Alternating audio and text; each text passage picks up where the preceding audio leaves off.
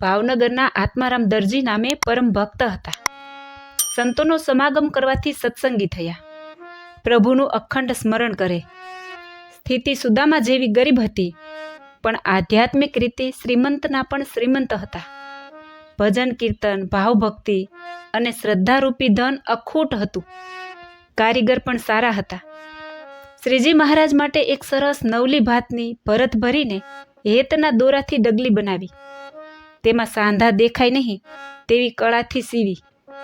આત્મારામ દરજી તે ડગલી લઈને ગઢપુર પગપાળા ચાલ્યા આવે છે.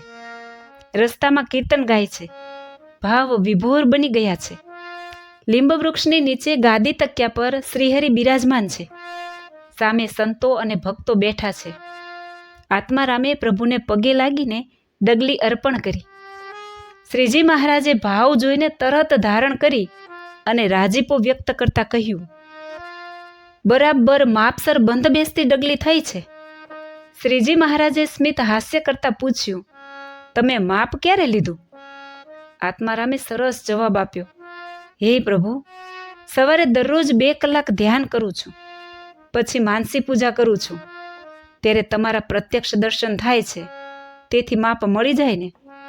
આપ અમારા અંતરમાં સદાય નિવાસ કરીને રહો છો, તેથી માપ લેવું સરળ થાય છે. આવું સાંભળી શ્રીજી મહારાજ અતિશય રાજી થયા.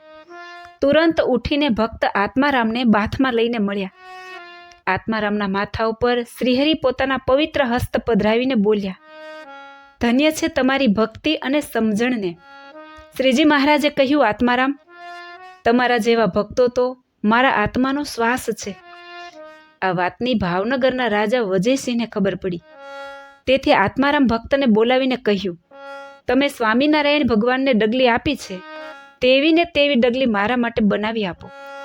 ત્યારે આત્મારામ ભક્ત બોલ્યા, શ્રીજી મહારાજનું સ્મરણ કરું છું ત્યારે હેત ઉભરાય છે. સતત સ્મરણ કરતા કરતા હૈયાના હેતના ટેભાથી ડગલી બનાવી છે. તેવો હેતભાવ હવે લાવવો ક્યાંથી? રાજા સમજી ગયા, હરિહેતની વાત જુદી છે. આવું સાંભળી રાજા રાજી થયા કે આવા મહાન ભક્તરાજ મારા રાજ્યમાં રહે છે તે મારા મોટા ભાગ્ય છે. એવું વિચારી આત્મારામ ભક્તને શિરપાવ અને દ્રવ્ય આપીને ખૂબ ભાવથી સન્માન કર્યું. પછી આત્મારામ ભક્ત ઘેર આવ્યા. તે દ્રવ્ય અનેક ગરીબો અને સાધુ સંતો ગાયોને અર્થે વાપરીને દાન પુણ્ય કર્યું, પણ 1 પૈસો ઘરમાં રાખ્યો નહીં. આવા નિસ્વાર્થી અને ભગવાનની મૂર્તિમાં અખંડ વૃત્તિ રાખનારા હતા ભક્ત આત્મારામ. જય શ્રી સ્વામિનારાયણ.